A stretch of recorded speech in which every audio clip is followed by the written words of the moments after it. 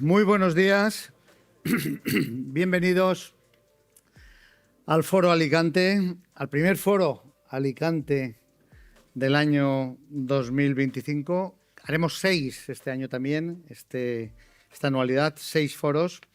De este foro que empezó su andadura ya hace unos años, además de la mano de la Universidad de Alicante como patrocinador. Y para empezar tenemos también con nosotros, como no, a la rectora de la Universidad de Alicante, Amparo Navarro, que, como saben, ha sido recientemente elegida para enfilar un mandato singular que nunca se ha dado, con 6 años de gobierno más al frente de la Universidad de Alicante. Un periodo nuevo recogido en la nueva Ley Orgánica del Sistema Universitario y que va a sumar a los 4 años anteriores. Les quiero recordar antes de empezar que, como saben que es habitual, todo aquel que quiera formular una pregunta tiene tiene sus mesas, sobre sus mesas hemos depositado unas cartulinas para todo aquel que quiera formular una pregunta a la rectora, pues lo haga por escrito, se lo dé a nuestras azafatas que nos lo harán llegar y le trasladaremos esa pregunta a la rectora. Amparo Navarro, rectora de la Universidad de Alicante, buenos días y bienvenida a su foro, a tu foro. Buenos días, Tony. Un placer. Amparo, ningún rector decía, ni ha estado ni estará 10 años al frente de la Universidad de Alicante. ¿Cómo encaras este nuevo mandato? Bueno, yo cada vez que me repetís lo de tantos años, pues da un poco de vértigo pensar en 6 años, porque 6 años pueden pasar muchas cosas. Ha sido una cuestión sobrevenida por la propia LOSU. La LOSU, cuando modificó el mandato de los rectores y rectoras y lo estableció en 6 años en un mandato único, lo que estaba pensando es que los rectores tuvieran un mayor poder ejecutivo para que no estuvieran pendientes de una reelección como ocurría hasta ahora, que tenían 4 años, pero estaban pendientes de un proceso electoral a los 4 años siguientes. Bueno, yo creo que eso tiene sus ventajas y sus inconvenientes, porque 6 años sin un mandato posterior, pues hay que acertar mejor a quién se elige, dado que a lo mejor pues ese rector no tiene que rendir cuentas en las urnas de su comunidad universitaria. Pero en el caso de los que ya estábamos ejerciendo como rectores, pues evidentemente estábamos en un periodo transitorio en el que podíamos optar, como había sido hasta entonces, a un nuevo mandato. A mí me parecía que para la Universidad de Alicante era bueno, porque yo ya era conocida, sí que había tenido la experiencia de esos 4 años, podía rendir cuentas como así hice y me permitía pues acabar muchos proyectos que había empezado en 4 años, que al final 4 años son pocos, se pasan enseguida. Así que lo afronto pues con mucha ilusión y con mucha tranquilidad. Con la experiencia que te da el mandato anterior y la tranquilidad también, que tener por delante un gobierno tan amplio, Amparo, ¿cuáles son tus prioridades ahora mismo? Bueno, mis prioridades derivan de algunas cuestiones que pusimos en marcha en el mandato anterior. En el mandato anterior pusimos en marcha 4 títulos de grado. Un título de grado es algo muy importante y de muchísima responsabilidad. Y esos 4 grados además son muy importantes para la Universidad de Alicante. Desde luego el grado en medicina, que todo el mundo conoce y que tanto nos ha costado recuperar y poner en marcha en la Universidad de Alicante y que tiene una complejidad importante en su ejecución, pero también grados tan importantes como el de inteligencia artificial o de ingeniería aeroespacial, que nos sitúan en el centro de las tecnologías, de lo que es noticia, como todos sabemos, incluso ayer en todos los telediarios, con la inteligencia artificial y las nuevas tecnologías. La otra cuestión que ya iniciamos en el otro mandato es tener un nuevo estatuto para la Universidad de Alicante. Un estatuto es como si dijéramos la norma máxima, la constitución de la universidad, en la que tenemos que reflexionar qué gobernanza queremos para las universidades, qué estructura queremos para la universidad del siglo XXI y aplicar la ley orgánica. Pero yo creo que va más allá de la ley orgánica, porque la ley orgánica al final es una norma muy ambigua, muy amplia, en la que el estatuto y su normativa de desarrollo va a tener mucho que decir a este respecto. Hay que seguir con la renovación generacional de las plantillas. Ya tenemos que dejarla en manos de la tercera generación. La universidad va a cumplir en este mandato 50 años y por lo tanto ya tiene toda una vida y hay que rejuvenecerla.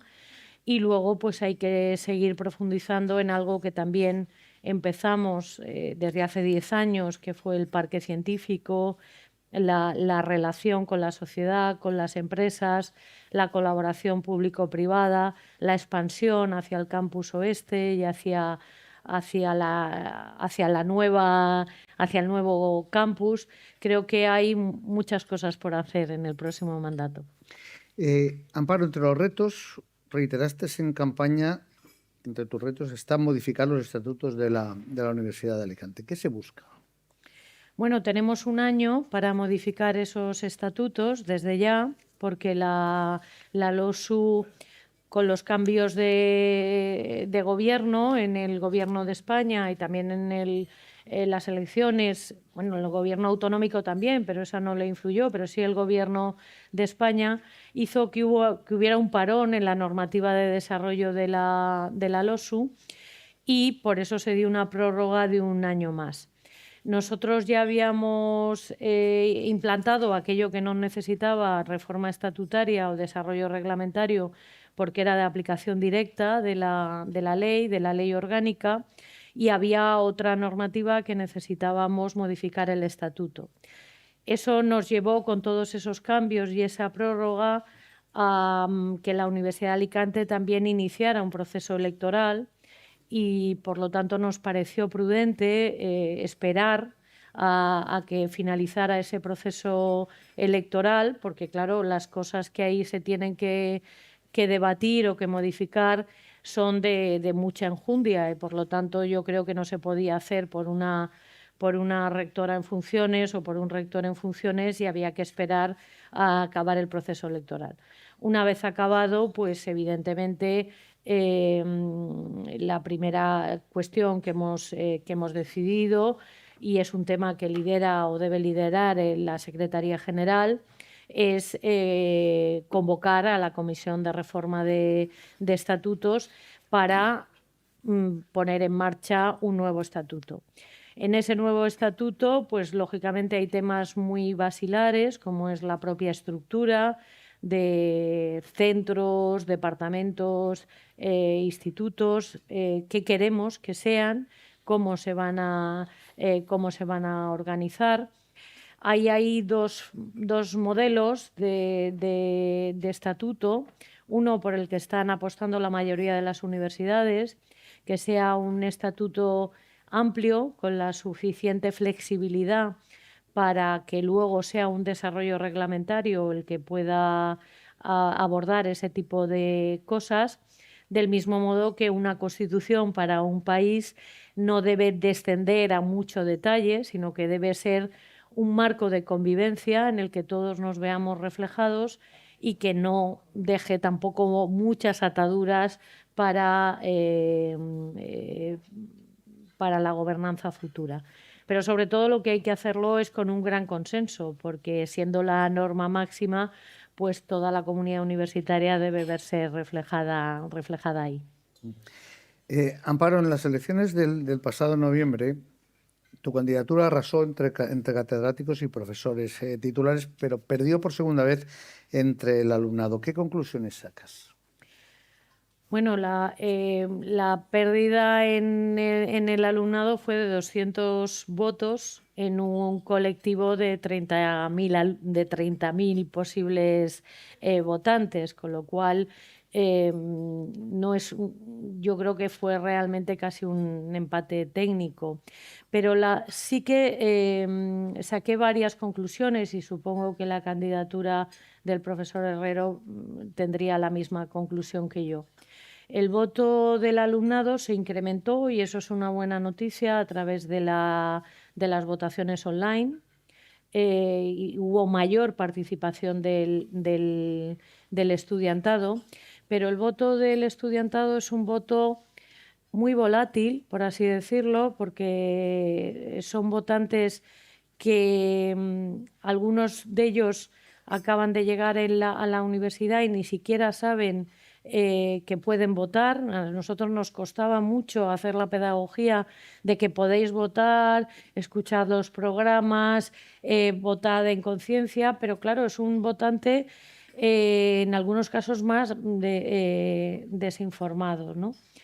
Y luego, por otro lado, pues es un votante que sociológicamente pues vota por cuestiones que no son tan de conciencia o de conocimiento de la universidad como el PTGAS o como el PDI. Yo creo que la lección es que para los próximos años hay que formar mejor al estudiantado en sus derechos civiles, por así decirlo, en la responsabilidad que asumen con una ponderación de su voto tan elevado como es el que tienen, que es del 27%. Esa ponderación del voto, pensemos que el voto de un alumno con una ponderación del 27%, cuando vota solo un 8% del cuerpo electoral, tiene muchísima más responsabilidad. Porque a mí, por ejemplo, siempre me ha sorprendido que los funcionarios del PTGAS, que están toda la vida trabajando en la comunidad universitaria, su ponderación del voto sea solo del 12%. Yo creo que ahí hay una cierta dicotomía entre la participación del estudiantado y la ponderación de su voto. Cuando se modificó la LOSU se planteó la posibilidad de que el voto del estudiantado estuviera relacionado con la cantidad de gente que votaba. Es decir, si votaba el 100%, pues el voto valdría el 27%, pero si votaba solo el 10%, esa ponderación de voto daba mucho valor a aquel que votaba. Yo sigo pensando que, lógicamente, toda la comunidad universitaria debe votar. No quiero decir con esto que haya que bajar la ponderación del voto del estudiantado, pero sí que hay que formarles más en la responsabilidad que asumen cuando votan. Entremos en el bloque de medicina.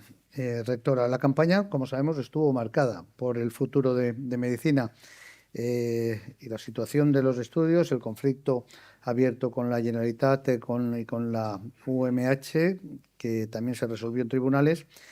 La pregunta es, ¿considera que se han despejado todas las polémicas que se levantaron hacia estos estudios? Pues yo creo que sí, y desde luego mi actitud y lo que siempre he dicho, sobre todo a partir de que el TSJ fallara con la sentencia con la que falló de modo muy contundente, que en la Universidad de Alicante pasábamos página del conflicto y que por lo tanto nos poníamos a colaborar y a trabajar conjuntamente con la Universidad Miguel Hernández. Después del acuerdo al que llegamos con el rector y yo, con la Consellería y con el presidente de la Generalitat, el acuerdo, que además fue público, efectivamente fue que colaboraríamos todos en crear sinergias, que empezaríamos por la distribución de las prácticas clínicas de los estudiantes y que, por lo tanto, empezábamos como debíamos de haber empezado desde el primer momento antes de que se produjera la judicialización de un conflicto en el que yo siempre he dicho que no se debía de haber producido nunca. Tampoco creo que fuera determinante en la campaña electoral en la Universidad de Alicante, porque yo creo que ahí la Universidad de Alicante cerró filas con el grado en medicina. Así se manifestó en el acuerdo del Consejo de Gobierno extraordinario que yo convoqué en el mes de septiembre, y ambas candidaturas, pues evidentemente yo creo que no ponían en cuestión en ningún momento la continuidad y la pervivencia del grado en medicina. Después del acuerdo al que llegamos el rector y yo, volvimos a tener una reunión con los responsables de la Consellería de Sanidad, y hoy mismo se van a reunir los vicerrectores y los coordinadores del grado para ya ejecutar ese acuerdo y empezar a diseñar el tercer curso en materia de prácticas. Yo creo que sí, y además yo creo que de ahí debemos aprender una lección, y es que convivimos desde hace más de 25 años dos universidades en la provincia de Alicante y estamos, no voy a decir condenadas a entendernos, sino afortunadamente compelidas a entendernos y a buscar colaboraciones y sinergias, como siempre lo hemos hecho entre ambas. Hubo quien sospechó, Amparo, algún interés por parte de la Generalitat de facilitar, abrir la puerta a la entrada a la privada. ¿Fue tu caso también? Vamos a ver, la universidad privada, el reto que tenemos ahora, yo creo, en España, y yo siempre me he pronunciado clarísimamente al respecto, en este momento tenemos en España 46 universidades privadas frente a 50 universidades públicas. Ese es un cambio de paradigma y de modelo en el modelo universitario que siempre ha tenido nuestro país, pero también que ha existido en Europa. Hay dos modelos universitarios, uno el europeo y español, basado en universidades públicas muy potentes, de calidad, con algunas excepciones de universidades privadas prestigiosas, también lo hemos tenido en España, pero minoritarias, es decir, el gran grueso de la universidad española y europea ha sido la universidad pública. En el caso de los países anglosajones y americanos ha sido el contrario, una universidad privada muy potente, basada en un mecenazgo, basada en tasas y en precios muy elevadas, una universidad muy elitista y una universidad pública muy residual. A mí lo que me preocupa es que el modelo español y europeo se esté revirtiendo, pero para no un modelo de universidad privada de excelencia y de calidad, sino para un modelo de universidad privada que a lo mejor no tenga que soportar los estrictos controles de calidad que tiene la universidad pública, y creando universidades privadas de baja calidad, pero a poco coste y mucho beneficio empresarial. Y que eso margine a la universidad pública a una universidad residual para los que no tienen dinero de pagar una universidad privada, que además no es buena. Eso me preocupa como ciudadana, primero por los profesionales a los que formamos y que son las generaciones que nos tienen que relevar, y sobre todo por estar revirtiendo un modelo por la puerta de atrás.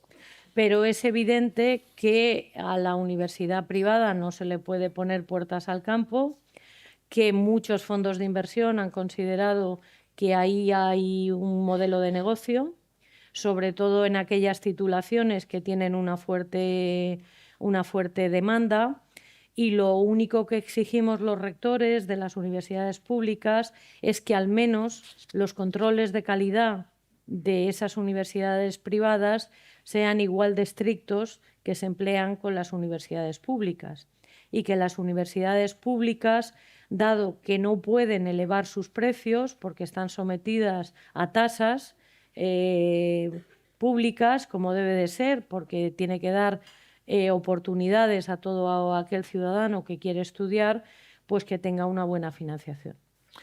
¿Existe alguna herida que las polémicas y controversias hayan abierto y que como rectora consideres que deben cerrarse con la UMH y con la Generalitat? Bueno, evidentemente fue un proceso, yo desde luego como lo viví yo personalmente, fue un proceso doloroso. Fue un proceso doloroso desde que se presentó un recurso contencioso administrativo frente a un título que yo no lo había vivido nunca. Yo viví pues, de forma dolorosa el allanamiento de la Generalitat, aunque ellos lo plantearon de otra manera, como una cuestión de neutralidad, y evidentemente no fue nada agradable el revuelo mediático que eso produjo. Pero los que estamos en la vida pública, y sobre todo los que me conocen, saben que uno no se puede permitir el lujo ni de ser rencoroso, ni de mirar al pasado. Y yo no lo soy, ni en lo personal, ni en lo institucional. Y porque quiero mucho a mi universidad, quiero mucho a mi ciudad y a mi provincia, y porque sobre todo me debo a la comunidad universitaria y a los estudiantes, yo creo, insisto, en que por nuestra parte hemos pasado página, y lo dije en mi discurso de investidura, lo único que tenemos que hacer es tender puentes. Porque tenemos una responsabilidad y no nos representamos a nosotros ni a lo que sintamos. Representamos a la universidad que ha confiado en nosotros. Y para mí es tan importante que los profesionales que se forman en la Miguel Hernández sean unos ciudadanos formados como los de la Universidad de Alicante. Pensemos que en la Universidad de Alicante trabajan muchísimos profesores que son de Elche o de otras partes de la provincia, que tenemos alumnos de toda la provincia, y a la inversa, hay muchos ciudadanos residentes en Alicante que trabajan o estudian en Elche. No hay gran diferencia. Por otro lado, yo estoy muy acostumbrada desde mi departamento y desde mi área a tener una excelente relación con mis homónimos de la Universidad Miguel Hernández. Nos reunimos en Navidad a celebrar todo, compartimos proyectos de investigación, compartimos congresos, y por lo tanto para mí no es nada extraño trabajar con la Miguel Hernández. Quizás es por eso ahí se explica también ese cambio de tono beligerante en la apertura de curso, de tu discurso al empleado ya en tu toma de posesión, ¿no? Bueno, sí, claro, vamos a ver, yo no tuve, yo he hecho así dos discursos, uno de ellos el que me resultó más difícil de hacer, que fue el de la apertura de curso, cuando había pasado la mayor crisis del conflicto de medicina. Aquel discurso no iba contra nadie. Aquel discurso lo único que pretendía era explicar lo que desde la Universidad de Alicante habíamos defendido, y que siempre fue lo que hemos dicho, que el grado en medicina no era contra nadie, que se podía colaborar, que se podía trabajar juntos, que entendíamos que la universidad era universal y que por lo tanto el grado en medicina era muy importante para toda la Universidad de Alicante. Eso era lo que yo dije en aquel momento. Y lo que dije después pues fue que efectivamente estábamos muy contentos en que efectivamente podíamos empezar a colaborar e iniciar un mandato nuevo sin esas tensiones. En esa toma, en el acto de toma de posesión, pues todos fuimos conscientes, no pareció que el rector de la UMH trasladara una actitud de comodidad, ¿no?, hacia la UA ni hacia el fallo de la sentencia. Hubo evidente muestras de contrariedad, especialmente durante el discurso de la ministra Morant. ¿Crees que se han restablecido totalmente las relaciones entre ambas universidades al más alto nivel, o queda camino por recorrer? Bueno, yo afortunadamente desde el lugar donde estaba sentada no podía ver a los rectores que estaban sentadas. Hombre, yo creo que todo el mundo necesita tiempo para asumir eh, las contrariedades que le puedan ocurrir. Pues es evidente que el rector de la Universidad Miguel Hernández pues a lo mejor estaba muy confiado en el resultado de esa sentencia, que no fue como él esperaba. Y yo creo, pues bueno, que a todo el mundo hay que darle su tiempo para que pueda asumir lo que ha pasado. Pero insisto, yo creo que no lo debe considerar una derrota, debe considerarlo una oportunidad. Y evidentemente cuando planteó el contencioso, pues yo como jurista sé que siempre nos enseñan en primero de la carrera que para ganar un proceso tienes que tener razón, saber pedirla y que te la den. En este caso, a nosotros nos la dieron, pero puede ocurrir que no te la den. Entonces, bueno, pues no hay que considerarlo una derrota, de verdad. Ni nosotros, ni para nosotros es un triunfo. Para nosotros es solo una tranquilidad y mucha ilusión. Y sí que se están haciendo reuniones al más alto nivel. Ya nos hemos reunido con los responsables de la Consellería de Sanidad, que además desde aquí tengo que decir que nos han puesto todo tipo de facilidades, el director de la EBES, el director general de Sanidad, todo han sido facilidades, los gerentes de los hospitales. Y ya se van a reunir los vicerrectores, es decir, que sí, que esto ya está en marcha y tenemos mucha ilusión. Y yo me consta que desde la Universidad Miguel Hernández también ya tenían ganas, por lo menos muchos compañeros a los que aprecio mucho de esa universidad, que ya tenían ganas de pasar página y de empezar a trabajar juntos. Las prácticas de los estudiantes de la Universidad de Alicante en hospitales públicos de la provincia están totalmente garantizadas tras el acuerdo con la UMH. Sí, están totalmente garantizadas porque además yo creo que el conseller de Sanidad ha hecho una cosa muy buena, que es que el concierto que tenía la Universidad Miguel Hernández y también la de Alicante con enfermería es un acuerdo desde hace más de 40 años y luego de 27 desde que existe la Universidad Miguel Hernández. En aquel momento había 13 hospitales en la provincia de Alicante. Ahora hay 27 hospitales públicos.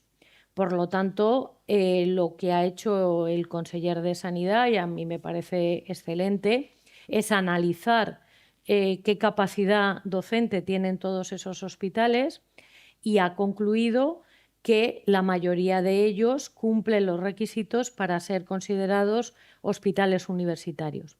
Por lo tanto, vamos a pasar en pocos meses de 13 hospitales a 27 hospitales universitarios.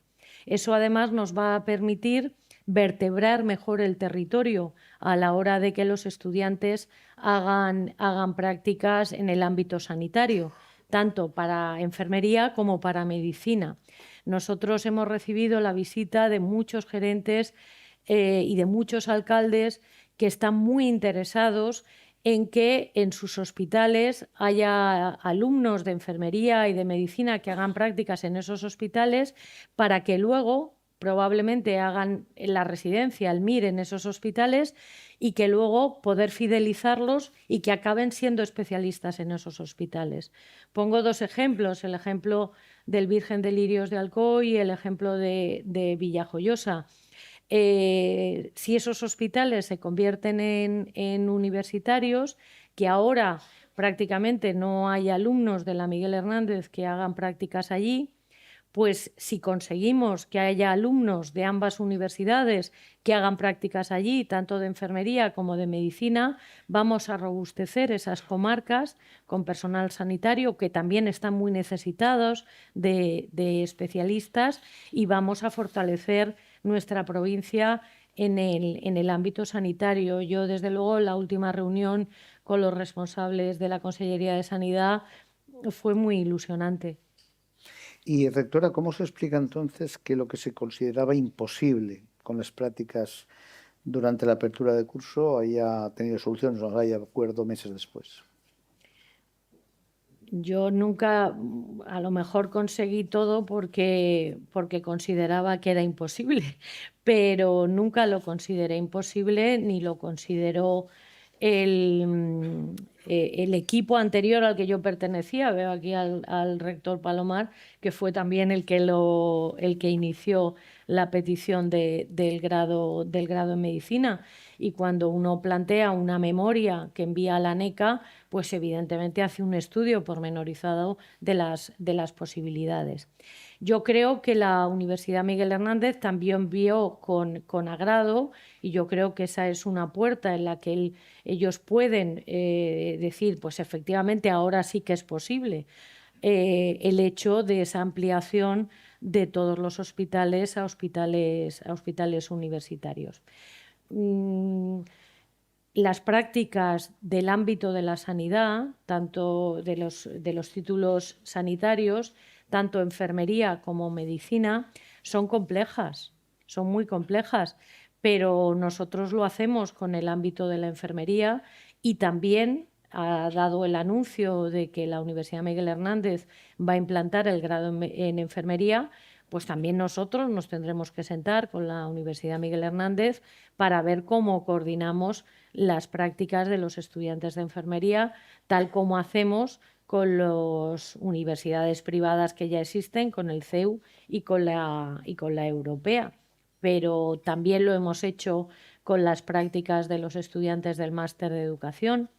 La Universidad Miguel Hernández ha recuperado el máster de educación, y el decano de la facultad nuestra de educación tuvo que sentarse, y los vicerrectores, para ver cómo distribuíamos los institutos de la provincia, y todos los años distribuimos 1000 estudiantes de educación, y lo hacemos. Somos profesionales de esto, los que nos dedicamos a la universidad, y nuestra función es evidentemente hacer eso. Durante los meses de la polémica, el presidente Carlos Mazón y el consejero José Antonio Rovira, que por cierto está aquí hoy, no lo ha anunciado al principio, le agradecemos, conseller, su presencia en el foro de Alicante, decía que el presidente Carlos Mazón y el consejero de universidades lanzaron la propuesta de un campus universitario de salud. ¿Cómo está ahora mismo esa propuesta? Pues esa propuesta yo creo que está reconducida a lo que siempre yo entendí que debía de ser ese concepto de campus interuniversitario, que es una gran colaboración entre ambas universidades, manteniendo cada una de ellas su autonomía en sus diferentes grados. Una vez que ambas universidades tienen los grados que tienen, y teniendo en cuenta que las dos universidades son generalistas y que por lo tanto tienen titulaciones en todos los campos de conocimiento, pues yo creo que se puede colaborar, como vamos a colaborar, empezando por las prácticas, pero podemos colaborar en el ámbito de las infraestructuras, podemos colaborar en el ámbito de nuevas titulaciones conjuntas. Nosotros tenemos ya un máster interuniversitario en salud pública. Estamos trabajando en un doctorado conjunto con Isabial, e incluso pusimos encima de la mesa la posibilidad de un grado conjunto en neurociencia e inteligencia artificial. De tal manera que no solo en el campo de la salud, sino en todos los campos en los que trabajamos, podemos generar mucha colaboración y podemos generar muchas cuestiones en muchos proyectos conjuntos. Y desde luego, por mi parte, eso también es una línea de trabajo ilusionante. Vamos a entrar en el terreno de la financiación, rectora. Uno de los principales problemas que tienen las universidades públicas, y entre ellas, lógicamente, también la Universidad de Alicante, es la financiación y con ello los compromisos con la Generalitat. ¿Se ha avanzado algo en estos compromisos presupuestarios, especialmente ahora que la titulación de medicina, como sabe, se confirma en la oferta de las titulaciones de la UA y es una carrera con unas necesidades elevadas de financiación? Bueno, yo primero lo que tengo que decir es con respecto a las necesidades elevadas de financiación de la carrera de medicina, tengo que decir que la Universidad de Alicante no partía de cero. No estaba creando una nueva universidad ni estaba creando un grado en medicina sin tener ningún tipo de recursos para hacerlo. De hecho, la parte más costosa de la carrera de medicina, que son los 2 primeros cursos, casi 3, en la que los alumnos necesitan una infraestructura de laboratorios experimentales, nosotros ya los teníamos en la Facultad de Ciencias. Por lo tanto, no tuvimos que crear ex novo todos esos laboratorios en muchas materias de las que ya disponíamos, de departamentos, de áreas, de profesores titulares, catedráticos, laboratorios. Solo nos faltaba el aula de anatomía, que recibió una gran financiación por parte del Ministerio por elevar un 15% las plazas de medicina.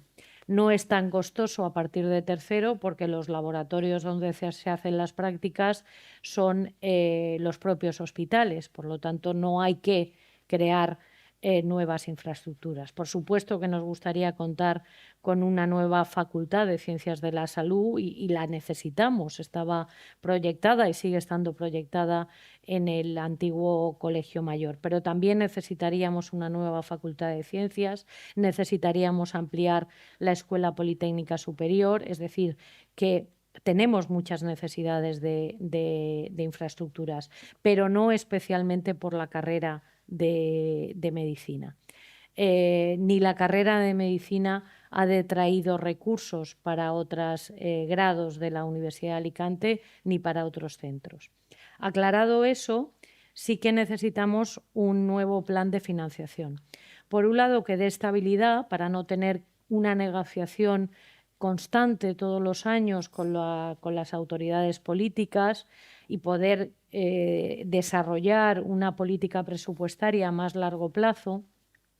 Y necesitamos 3 cosas. La LOSU establece para la financiación como 3 pilares que debe contar ese plan. Una financiación basal que sea suficiente, una financiación por necesidades singulares y una financiación por objetivos. Y eso es lo que estamos trabajando con la Consellería.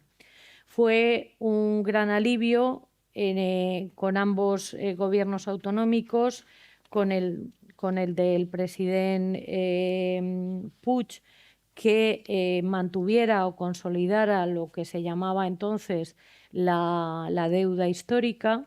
Lo que pasa es que la deuda histórica se convirtió en la financiación basal, en lo que necesitábamos para mantenernos.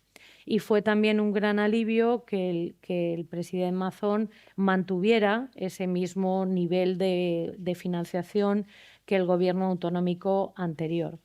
Pero ahora lo que estamos trabajando es que esa financiación basal pues no nos permite acometer otras necesidades singulares que tenemos las universidades, ni tampoco nos permite acometer a través de objetivos qué líneas estratégicas tenemos que ir y a las que tenemos que avanzar en las universidades. Yo creo que las universidades valencianas y en concreto la Universidad de Alicante tiene 2 necesidades singulares muy claras. Primero, la renovación generacional de las plantillas, por lo que he dicho antes, de que ya tenemos 50 años y tenemos una edad media del profesorado de 59 años. Ahora ha bajado un poco con las nuevas plazas de ayudante doctor que hemos podido financiar con el acuerdo entre el Gobierno de España y la Generalitat Valenciana, pero es un nivel muy alto de edad para una universidad que aspira a mantenerse con esa calidad en el tiempo, y sobre todo necesitamos una financiación específica de infraestructuras. Desde el año 2008 no ha habido una financiación específica de infraestructuras y tenemos un campus, el campus de San Vicente del Raspeig, en que hay edificios que tienen más de 100 años porque era un aeródromo militar. Algunos de ellos están colapsando los techos, están en una situación crítica y los estamos financiando con recursos propios y con remanentes de la propia universidad. Pero necesitamos financiación específica, primero para las obras de rehabilitación y mantenimiento de ese campus tan bonito que tenemos, pero que necesita mucho mantenimiento, y luego necesitamos expandirnos hacia el campus oeste, del que ya hablamos. Necesitamos una nueva facultad de Ciencias de la Salud, necesitamos una nueva facultad de Ciencias, necesitamos ampliar la Escuela Politécnica Superior porque cada vez tenemos más peticiones de las empresas de formar más profesionales en determinados campos, pero para eso necesitamos más profesorado, más espacio, más aulas. Es decir, que esa es la gran necesidad singular que tiene la Universidad de Alicante. Y luego estamos dispuestos, como también nos han planteado desde la Consellería, que nosotros cumplamos objetivos para esa financiación, pero en igualdad de condiciones. Yo creo que en la Comunidad Valenciana hemos tenido un problema de suficiencia en la financiación, pero hemos tenido un problema de desigualdad en el reparto de esa financiación. No todas las universidades públicas valencianas han recibido el mismo importe de financiación por alumno. No recibe el mismo importe de financiación por alumno un alumno que se matricula en una universidad que en otra. Y eso yo creo que hay que corregirlo.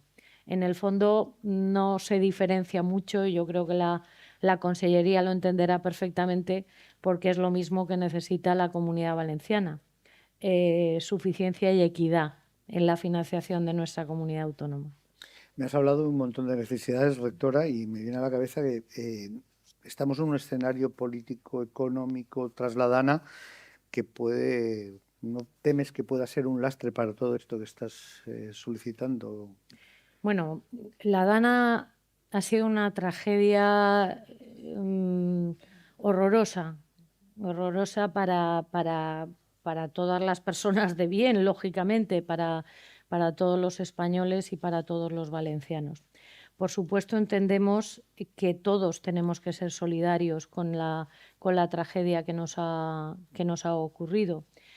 Así lo han sido las universidades y así lo ha sido la Universidad de Alicante, con un voluntariado y con una juventud absolutamente entregada en la reconstrucción.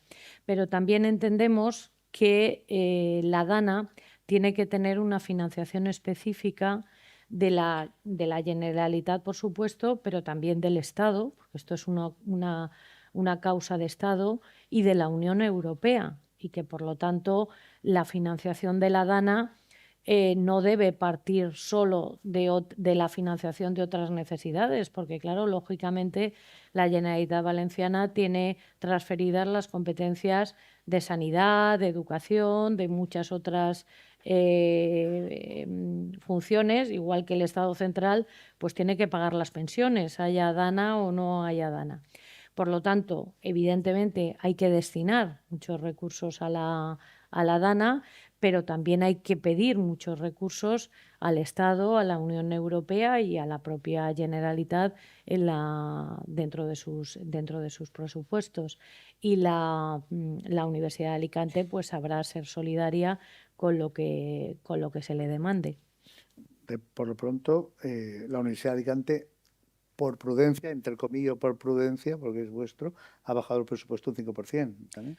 Bueno, la Universidad de Alicante siempre ha sido prudente en su política presupuestaria, precisamente porque nunca ha tenido un plan de financiación que nos pudiera dar una cierta seguridad a largo plazo y sobre todo por la dificultad de una financiación de las infraestructuras con financiación específica.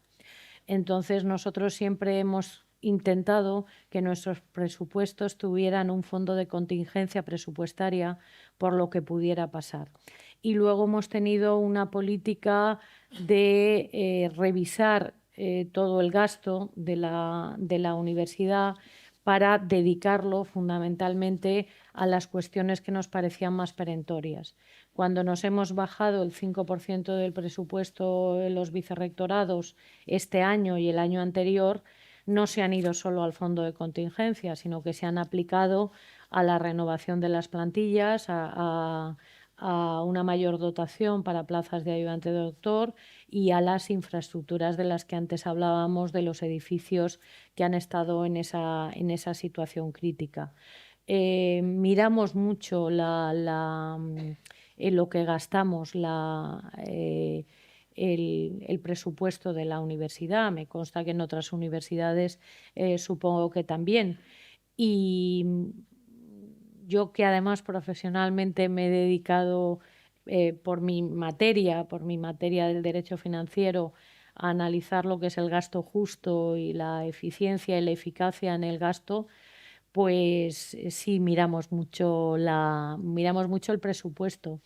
Y ahora, bueno, pues ahora estamos a punto ya de aplicar la contabilidad analítica, que es también una exigencia de la LOSU, y eso también nos va a dar una gran información de cómo aplicamos los ingresos y los gastos. Entramos en el terreno del profesorado, rectora. En los últimos años ha sido noticia casos de investigadores, como bien sabes, altamente cualificados que se han ido a otros países ricos, asiáticos, tras recibir ofertas excesivamente muy tentadoras. ¿Se pueden evitar estos abandonos o va a ser algo que vamos a seguir viendo en el futuro? Bueno, en el mundo de la investigación hay un mercado de investigación, también lo hay a nivel europeo, en el que hay determinados proyectos que se aplican o que obtiene un profesor en concreto, un investigador en concreto, y puede desarrollar ese proyecto en cualquier país. Eso ya ocurre en Europa. Cuando un investigador obtiene un proyecto RC, con ese dinero puede ofrecerse a cualquier universidad, o cualquier universidad puede ofrecer su universidad para que se instale ese investigador. En la Universidad de Alicante en ese ámbito hemos tenido dos políticas. Una, intentar que nuestros investigadores, que además son muy buenos, compitan en ese mercado y obtengan los mejores resultados y los mejores proyectos, y de hecho lo hemos obtenido. Hay investigadores de la Universidad de Alicante que han obtenido proyectos RC y no se han ido, se han quedado en la Universidad de Alicante. Tenemos muy buenos investigadores que siempre se han quedado en la Universidad de Alicante y no se han querido ir a ningún sitio. Pensemos en Francis Mojica, en Javier García, en Carmen Herrero, por destacar a aquellos que son premios Jaume I, pero también muchos otros buenos investigadores. Y el propio profesor Fernando Maestre, que en ese mercadeo de los RC, él se podía haber instalado en cualquier universidad europea y quiso volver a Alicante y se instaló en Alicante. Hay cosas en las que nos gustaría poder competir con los países ricos, y hay otras cosas en las que no nos gustaría competir con determinados países. Hombre, a mí me gustaría tener, como en Arabia Saudí, una financiación basal de la investigación como la que le han ofrecido al profesor Fernando Maestre, pero no me gustaría estar en un país en la que no hay los controles de transparencia, de igualdad o de responsabilidad social que hay en las universidades europeas. Pues del mismo modo que la política de datos o de inteligencia artificial pues no es la misma en Europa que en Estados Unidos o que en China, por citar algunas noticias de actualidad. Por lo tanto, yo creo que en eso no queremos competir. Yo no quiero ser una universidad no transparente, no quiero ser una universidad no igualitaria, no quiero ser una universidad en la que no se respeten los derechos fundamentales del entorno, y sí quiero ser una universidad que pueda ofrecer a los investigadores unas condiciones laborales, de infraestructuras, de financiación, para que sea atractivo trabajar y vivir en la Universidad de Alicante. Me has nombrado a Francis Mójica y recuerdo tu época como vicerrectora ya. Recuerdo que hablábamos tú y yo y la ilusión, la enorme ilusión y esperanza que tenías depositada en que Francis consiguiera el Nobel. ¿Fue frustrante aquello? Fue una injusticia. Lo del Nobel, vamos a ver, hay cosas que en mi carrera profesional he disfrutado muchísimo, y una de ellas fue el sacar del anonimato a Francis Mójica. He de decir que tuvo mucho que ver en aquello una llamada que yo recibí de Ángela Nieto, de la investigadora de neurociencias, armándome de Francis. Por supuesto, conocíamos a Francis, pero la primera injusticia que nos puso en alarma fue cuando el premio en aquel entonces, Príncipe de Asturias, se otorgó a 2 investigadoras que habían desarrollado el descubrimiento de Francis y que, curiosamente, no sé, bueno, vosotros que sois periodistas y todo el público sabe que cuando se celebran los premios Princesa de Asturias, que yo siempre veo porque me gustan mucho verlos, cuando en informe semanal salen, hacen las entrevistas a los premiados, pues cuando hicieron la entrevista a las premiadas y les preguntaron qué podían decir de ese premio recibido, pues dijeron que, bueno, pues que ellas habían recibido ese premio gracias a una investigación pionera de un investigador español, Francis Mójica, de la Universidad de Alicante, que había investigado las bacterias en las salinas de Santa Pola. Aquello fue una revolución porque evidentemente no le habíamos dado hasta entonces la importancia que merecían ni las salinas de Santa Pola, ni Francis Mójica, ni su investigación del CRISPR, ¿no? Inmediatamente, también es verdad que el carácter de Francis, no sé si lo conocéis, pero Francis es muy humilde, no se vanagloria de sus descubrimientos. A lo mejor ese descubrimiento en otra persona pues hubiera tenido más repercusión. Y entonces yo me acuerdo que llamamos a Francis y le dijimos, bueno, yo, Francis, me voy a convertir en la madre de la Pantoja. Te vamos a presentar a todos los premios. Bueno, también estaba evidentemente implicado el rector, el gabinete de comunicación. Bueno, pues evidentemente vosotros mismos, que inmediatamente los premios importantes, el premio Jaume I, el premio BBVA, y fue una explosión. Y yo he de decir que ahí la doctrina científica española se volcó también hasta la Casa Real, porque pensamos que también podía apoyar, y no entendimos que no le dieran el Nobel, porque el Nobel por cada descubrimiento se puede dar a 3 personas.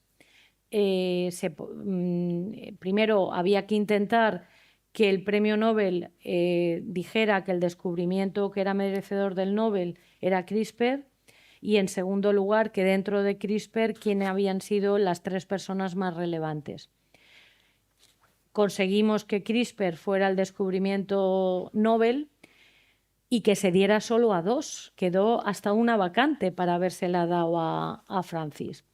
A mí eso me pareció una gran injusticia, pero me desencantó un poco con respecto a los premios. Entremos estamos ya en la recta final con el alumnado. Hay un debate ahora que es de actualidad, además, el nuevo estatuto augura una asfixia a las universidades por el pago de los traslados a los becarios. De hecho, tanto la Universidad de Alicante como la UMH, entre otras universidades, se han alineado con la conferencia de rectores, mostrando su rechazo a la norma que está negociando el Ministerio de Yolanda Díaz, y vaticinan que la oferta de prácticas puede verse mermada. ¿Qué opinas ante esto?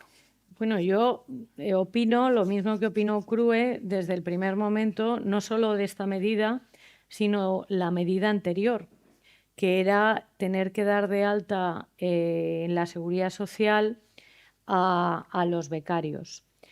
Y para ello me voy a explicar, porque yo creo que el Ministerio de Trabajo confunde, a pesar de que me consta que el Ministerio de Universidades y la CRUE se lo ha hecho ver en muchas ocasiones, que unas cosas son las prácticas extracurriculares de un alumno que ya está formado y que efectivamente está haciendo un trabajo y que por lo tanto sí que debe estar dado de alta en la Seguridad Social, y otra cosa son las prácticas curriculares que se hacen como prácticas necesarias para completar un plan de estudios, en el que ahí el alumno no está trabajando, el alumno se está formando. Y tener que dar de alta en la Seguridad Social plantea varias cuestiones difíciles de entender. Primero, que cuando un alumno acabe una carrera va a salir con una cotización a la Seguridad Social desigual, es decir, un alumno de enfermería, medicina y educación va a salir con mucha cotización ya a la Seguridad Social, y un alumno de Derecho y Económicas va a tener muy poca cotización a la Seguridad Social porque en su titulación ha hecho pocas prácticas. Segundo, porque no están trabajando ninguno de ellos, se están formando. Y por lo tanto no se entiende bien ese dar de alta en la Seguridad Social. En tercer lugar, porque eso provoca unos costes de gestión brutales. Imagínense ustedes 30.000 alumnos teniendo que ser dados de alta, de baja por enfermedad en la cotización a la Seguridad Social. Y por último, porque si eso es así, si hay que pagar la cotización a la Seguridad Social, al final la hemos tenido que pagar las universidades porque, lógicamente, nosotros no podemos obligar a las empresas a tener alumnos en prácticas. Y muchas empresas nos pueden decir que si tienen que pagar la cotización a la Seguridad Social de los alumnos, pues prefieren no suscribir un convenio de prácticas. Nosotros, para evitar que eso se produzca, pues estamos asumiendo esa cotización de las prácticas de la Seguridad Social. Pensemos también en los otros organismos públicos que tendrían que asumir el pago de esa cotización. Pensemos en la Consellería de Sanidad o en la Consellería de Educación, que tiene que asumir la cotización de la Seguridad Social de las prácticas de medicina, enfermería, logopedia, educación. No sé, aquí está el conseller Rovira, que lo tendrá que asumir. Pero si a eso le sumamos que si la práctica del estudiante de enfermería o de medicina no la va a hacer en el Hospital General de Alicante, sino que la va a hacer en Alcoy, ¿quién va a asumir ese coste de traslado del estudiante al Hospital de Alcoy? A mí me parece que antes de tomar una medida de esas características, pues hay que estudiar muy bien los efectos colaterales que puede tener. Pero nosotros, en cualquier caso, nos hemos comprometido a que el estudiante no se resienta en su formación práctica. Para acabar con el tema del alumnado, rectora, ¿crees que los grados y másteres actuales dan respuesta a las necesidades del mercado laboral? Yo creo que sí, pero creo primero que hay que reformar muchos planes de estudio, que en algunos casos se han quedado obsoletos, porque hay carreras muy clásicas que evidentemente siempre se van a impartir en una universidad y que es necesario que existan en el mercado. Pues ponemos el caso claro de economía, derecho, enfermería, medicina, eh, mm, eh, muchas, todas en principio. Pero hay que reformar sus planes de estudio porque el abogado del siglo XXI no es el abogado de hace 40 años. El diagnóstico en medicina o en enfermería de ahora no es el mismo que el de anteriores. Hay muchas otras profesiones, sobre todo en el ámbito tecnológico, que han hecho que la Escuela Politécnica Superior creciera muchísimo y tengamos una gran demanda de titulaciones en ese sector y además de mayor formación de personas en esas titulaciones de ingenierías. Yo creo que sí, que hay que hacer una reflexión respecto a las profesiones del futuro y sobre todo hay que hacer una gran reforma en el ámbito de la especialización, de los máster y sobre todo de la formación a lo largo de la vida. En eso último estoy muy empeñada porque no, o sea, con 4 años esa formación para una persona que aspira, que acaba esa formación con 22, 23 años y que aspira a vivir hasta los 100, pues es evidente que esa formación no le va a servir a lo largo de toda la vida. En el asunto de debates y polémicas, rectora, la Universidad de Alicante acaba de anunciar su salida de X, la antigua Twitter, siguiendo también a la CRUE y a otras universidades. ¿Qué buscáis con esta medida? Bueno, esa medida se origina cuando a partir de la injerencia o de la falta de neutralidad de esa red en Alemania, prácticamente el equivalente a la conferencia de rectores de las universidades alemanas y la mayoría de universidades alemanas de las que somos socias, casi todas las universidades españolas, deciden en bloque abandonar la red X. En ese momento, la conferencia de rectores de la que yo formo parte, la Junta Rectora, pues nos convoca para plantear qué vamos a hacer a ese respecto. En ese momento ya muchas universidades españolas, las catalanas, las andaluzas, la Universidad de Santiago, habían abandonado, habían dejado de publicar en esa red por la deriva en muchos mensajes de odio, falta de neutralidad política, falta de verificación, de responsabilidad social y no parecía un buen ejemplo, un buen modelo en unas universidades en las que estamos muy empeñados en formar no solo en contenidos, sino en valores ciudadanos y en valores la propia institución de neutralidad, de igualdad, de veracidad. Y por lo tanto, ahí se decidió en la Junta Rectora de CRUE y por lo tanto, por coherencia, yo misma en mis redes personales y en las redes institucionales de la UA, pues informé al Consejo de Gobierno de que íbamos a dejar de publicar. Por supuesto, el resto de la universidad y de la comunidad universitaria puede seguir publicando donde le plazca, pero igual que nuestros anuncios, pues no los ponemos en todos los periódicos, sino en los periódicos que tenéis, pues bueno, unos límites éticos y de veracidad, pues así lo hacemos.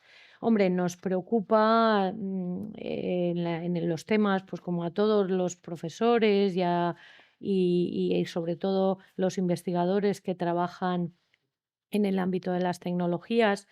Bueno, ahora casi toda la Universidad de Alicante trabaja en temas de inteligencia artificial, también la Facultad de Derecho, porque nos preocupa no solo la tecnología, sino el uso que se haga de ella, lo hemos dicho con el tema de los datos, ¿a quién pertenecen los datos? Eso nos preocupa. Nos preocupa los sesgos que pueda tener la inteligencia artificial, la seguridad. Y en eso están trabajando muchos investigadores de la Universidad de Alicante y por eso nos preocupa el uso en la juventud de esos canales de comunicación y necesitamos formarlos en eso. Acabamos con tres últimas preguntas de nuestros invitados, rectora. Vicente Borrell Franco le pregunta, ¿considera que la investigación es parte importante de los indicadores de calidad de la UA? ¿Cómo va a promover una investigación de más calidad, atracción de talento e inversión estructural? Bueno, la investigación, el 80% de la investigación en España se hace en las universidades públicas. Por eso nos preocupa que esa profusión de universidades privadas, insisto, con algunas excepciones de universidades privadas que son muy buenas, en realidad sean academias de estudio, porque no dedican prácticamente nada a la investigación. La investigación es fundamental para cualquier país, no solo porque nos sitúa en el mapa, sino porque además genera riqueza a través de patentes, a través del desarrollo de esa investigación y porque además si Europa puede destacar y puede competir con esos grandes gigantes que ahora en los cuales se está dividiendo el mundo, efectivamente es a través de la investigación y de la captación y retención de talento. Lo estamos viendo ahora con la investigación en nuevas tecnologías en las que hay una carrera en ese nivel, pero también en el ámbito de la salud, de las vacunas, como hemos visto, de la biotecnología, de los materiales. Es fundamental que España y Europa estén situados en la vanguardia de la investigación. En la Universidad de Alicante siempre se ha dedicado mucho dinero a la investigación dentro de nuestras posibilidades, lógicamente. Estamos de alguna manera coartados con un modelo en el que los investigadores son funcionarios y profesores, no son solo investigadores y por lo tanto pues sus sueldos son los sueldos de un catedrático. Es evidente que nosotros, pues como decíamos antes, no le podemos pagar o no le podíamos pagar al profesor Fernando Maestre más allá del sueldo de cualquier otro catedrático, como se puede pagar en otros países, pero sí estamos trabajando con todas las autoridades para que haya modelos, pues como fue el programa YENTE, la IES, en la Generalitat Valenciana, como son los Ramones y Cajales, los modelos de ayudas para que podamos atraer ese talento y para que además lo podamos retener. Yo creo además, y además cada vez me enfrento más a muchos investigadores vocacionales, es decir, que les gusta trabajar en Europa, trabajar en España, trabajar en Alicante. Creo que hay muchos modelos y que es un buen lugar la Comunidad Valenciana y Alicante para trabajar e investigar. Y así he conseguido convencer a muchos investigadores que siguen estando aquí en Alicante y que desde Alicante trabajan para el mundo, porque la investigación ahora no puede ser local. La investigación ahora es global. Pero lo que más se necesita es talento, ya lo tenemos, necesitamos infraestructuras y financiación. Juana Serna le pregunta, ¿qué relación tiene la universidad con sus futuros alumnos, los estudiantes de bachillerato? Dice Juana Serna, es sorprendente que los alumnos de primer curso ignoren tantos aspectos del lugar en el que se encuentran estudiando. Bueno, nosotros hemos creado en los últimos años un programa que se llama la Universidad Valcole y en el que hacemos divulgación científica de todos los ámbitos de conocimiento para que los niños y niñas desde muy temprana edad pues conozcan qué es la ciencia, cuáles son los estudios, qué se hace en la universidad. Ha tenido una acogida estupenda y luego además eso lo complementamos con muchas jornadas de puertas abiertas en la Universidad de Alicante. A partir de ahora, de este mes, ya empiezan los viernes a venir a la universidad los alumnos de secundaria, tienen charlas en todas las facultades para conocer todos nuestros estudios, pero hay dos eventos muy importantes. Uno es la Noche Europea de los Investigadores, que es una gran feria de la investigación en el que ya estamos a punto de morir de éxito, porque vienen familias, vienen niños, vienen colegios y ahí además los investigadores más jóvenes en una actividad de mentorización son los que se encargan con unas actividades muy lúdicas, muy divulgativas de enseñar la ciencia. Esa es una feria espectacular que nos gusta mucho.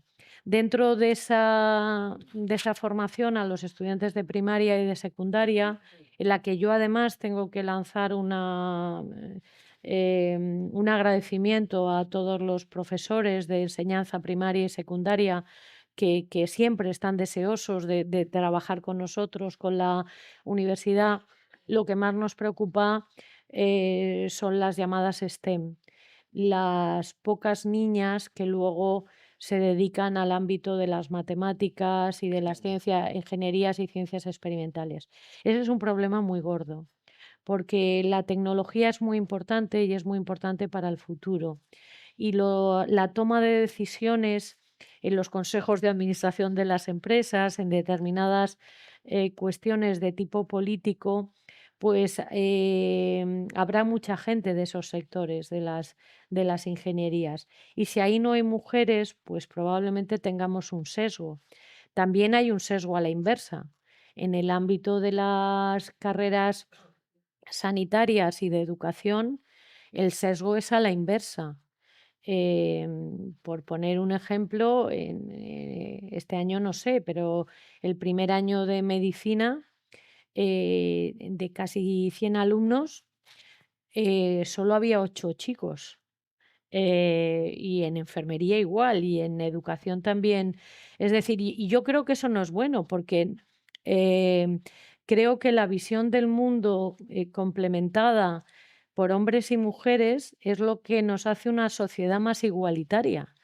Y por lo tanto, lo que a mí me preocupa es que no haya esa visión en todos los ámbitos de las profesiones y de la formación. Y en eso las universidades y las enseñanzas primarias y secundarias nos lo tenemos que hacer ver. Y las carreras, las ciencias duras, por así decirlo, las matemáticas, la física, la química, son muy importantes para la investigación y también para muchas carreras y hay que animar a las chicas a hacerla y también hay que reflexionar por qué los chicos están poco en las sanitarias.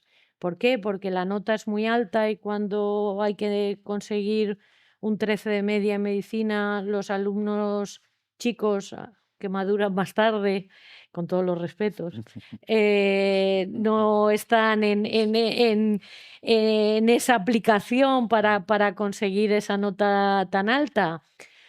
Hay que reflexionar mucho sobre todo eso.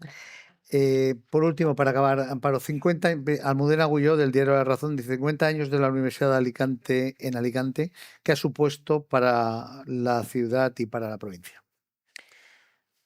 Bueno, a mí me emociona muchísimo lo de los 50 años de la Universidad de Alicante, porque yo que soy de Alicante y estudié en la Universidad de Alicante, recuerdo lo que era Alicante antes de tener universidad, em, antes de tener aeropuerto y antes de tener la UIPO.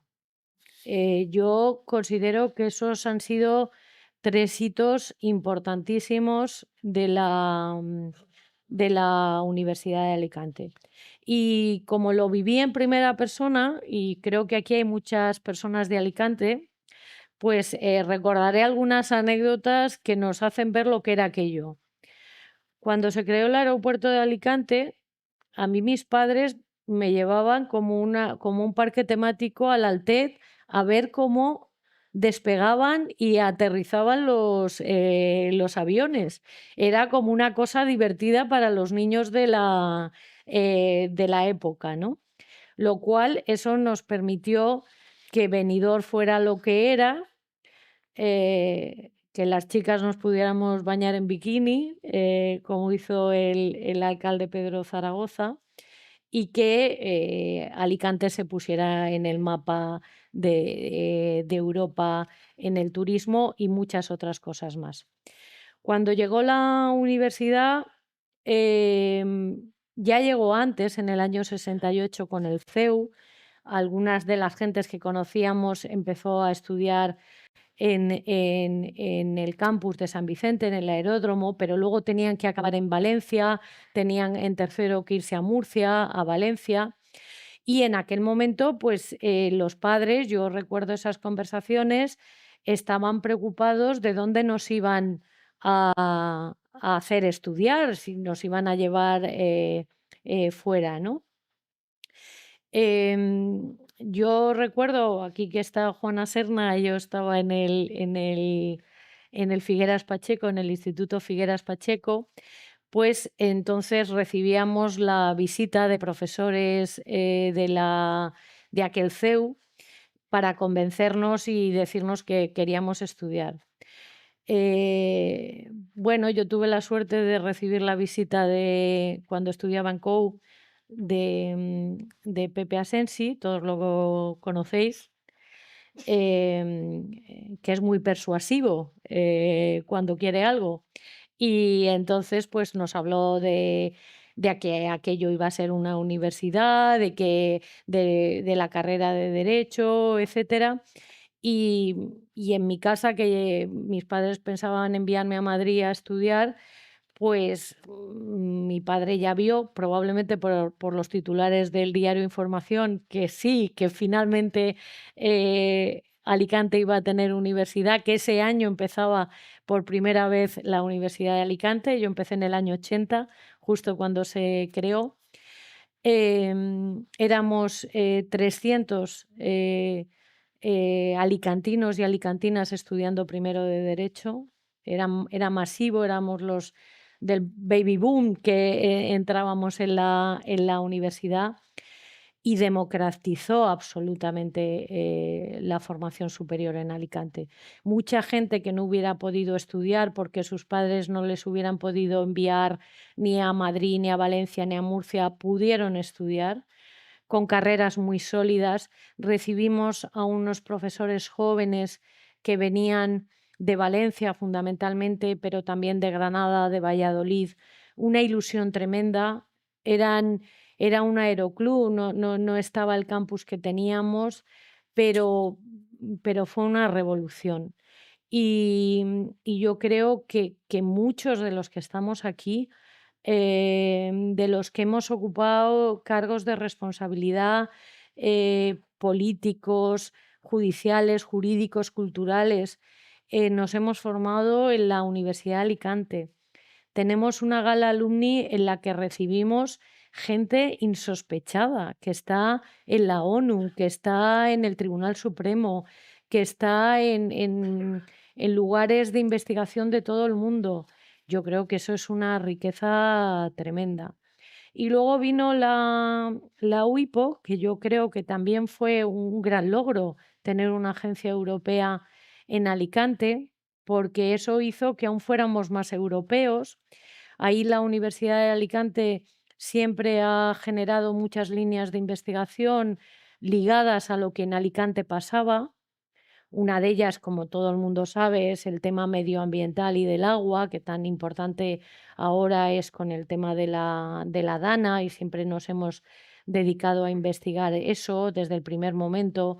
El primer rector, Gil Ocina, pero también Ramón Martín Mateo, y luego nos hemos dedicado mucho a todo lo que tenía relación a través de la UIPO con el tema de la propiedad intelectual, de las patentes, de las marcas, hemos generado máster, hemos generado líneas de investigación, también con el turismo, porque por lo que sé tenemos un instituto de turismo, un grado en turismo.